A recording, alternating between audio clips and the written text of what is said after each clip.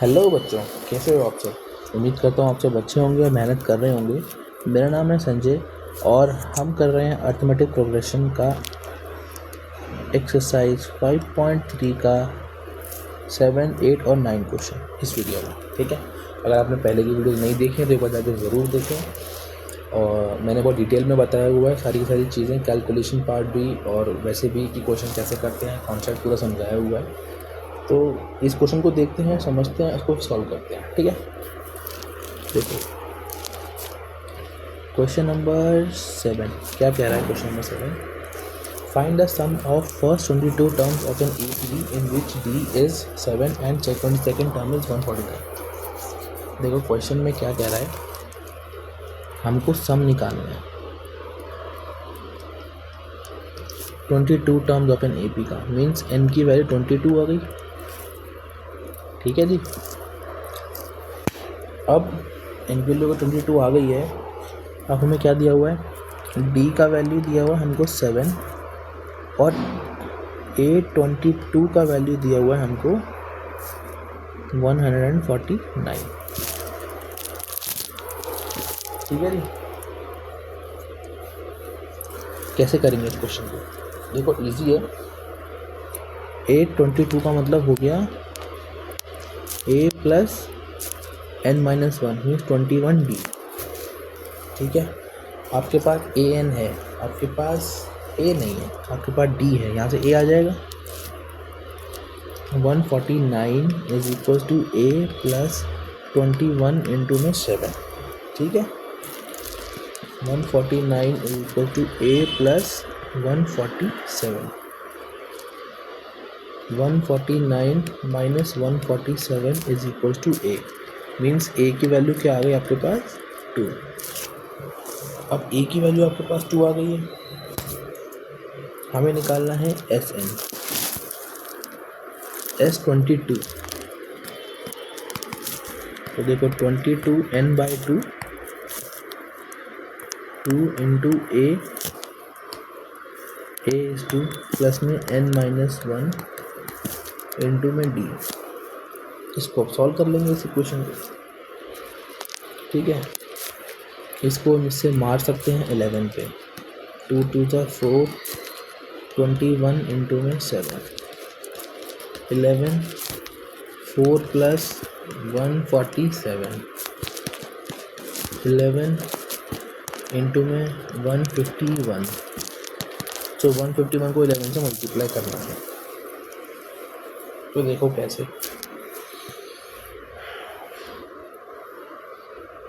151 को मल्टीप्लाई करना है 11 से, कर सकते हो आप, कोई बड़ी बात नहीं है। 1510 151 1661।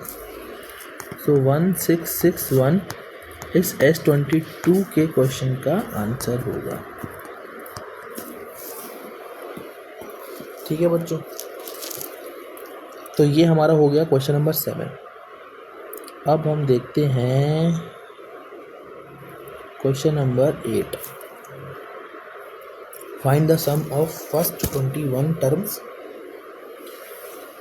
Find the sum of first 21 terms and first 51 terms of an AP whose second and third term are this and this। देखो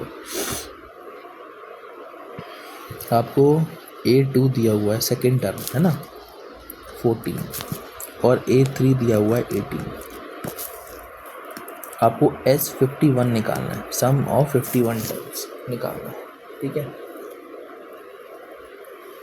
तो A2 को मैं क्या लिख सकता हूँ, A plus D is equals to A2, है ना, मतलब A1 प्लस D ले लेते हैं। चलो A3 को लिख सकते हैं हम A1 plus 2D is equals to A3। दोनों को यहाँ पे डालते हैं कैसे कि A1 plus D is equals to 14 और A1 plus 2D is equals to 18। ठीक है जी, अब देखो साइन ऑपोजिट कर देंगे। आपके पास दो इक्वेशन है, first equation second equation, sign opposite कर देंगे। ठीक है, ऑपोजिट कर दिए, ये कट जाएगा, ये बचेगा d minus 2d minus d, 14 minus 18, 14 minus 18 is -4, तो यहाँ से d का वैल्यू क्या आएगा 4, करेक्ट है। अब d का वैल्यू आ गया 4, यहाँ से आप a का वैल्यू निकाल सकते हो, इस d को पुट कर दो फर्स्ट इक्वेशन में सपोज, तो a1 प्लस में d is equals to 14, a1 का वैल्यू आ गया आपके पास 10, S51 निकालना है आपको, n/2 ब्रैकेट 2 इंटू में a1 प्लस में 51 माइनस 1 मीन्स n माइनस 1 और इंटू में d, इसे आपको सॉल्व करना है। 51/2, 2 10 are 20, 50 इंटू 4, ठीक है, 51/2 20 प्लस में 200, ये आ जाएगा 220, 51/2 इंटू में 220, इसको इससे मार देंगे 110 पे, ठीक है जी।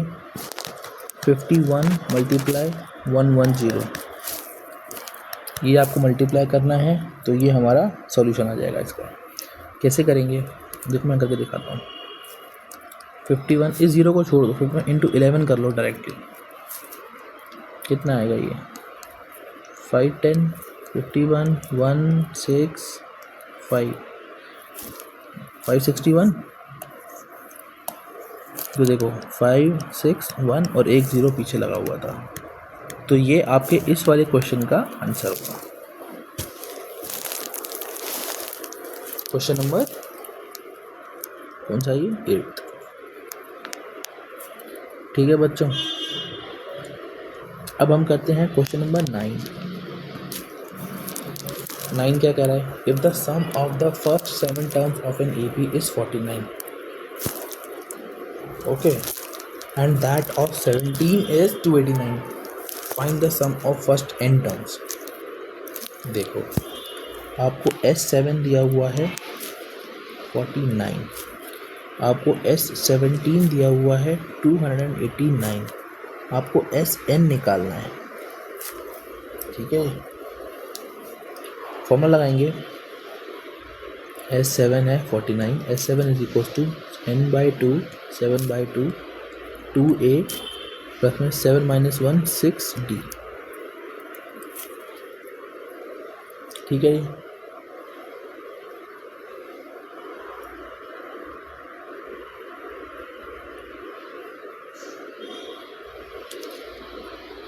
49 को मल्टीप्लाई करेंगे उधर जाके कितना होगा ये 98,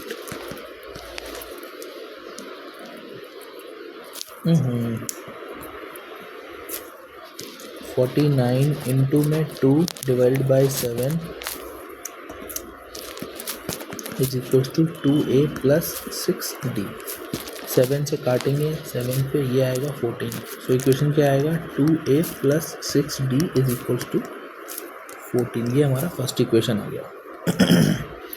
सेकंड इक्वेशन के लिए हम क्या करेंगे, S17 को यूज़ करेंगे। S17 कितना है 289 is equal to 17/2 bracket 2 into a plus में n माइनस 1 है 16 इंटू में d, 17 ज़ा 289, 17 2 ज़ा 34 is equal to 2a plus 16d, ठीक है जी। आपके पास दो इक्वेशन है, solve 1 and 2।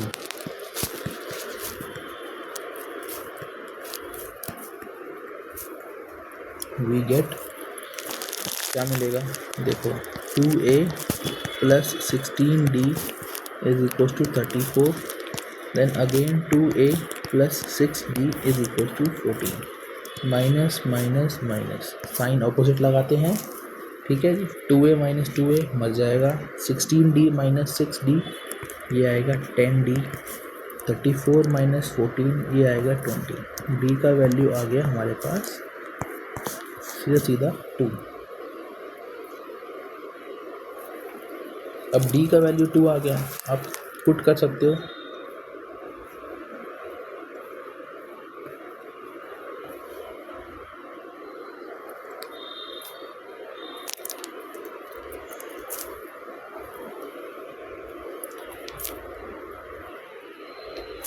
Put D in equation 1,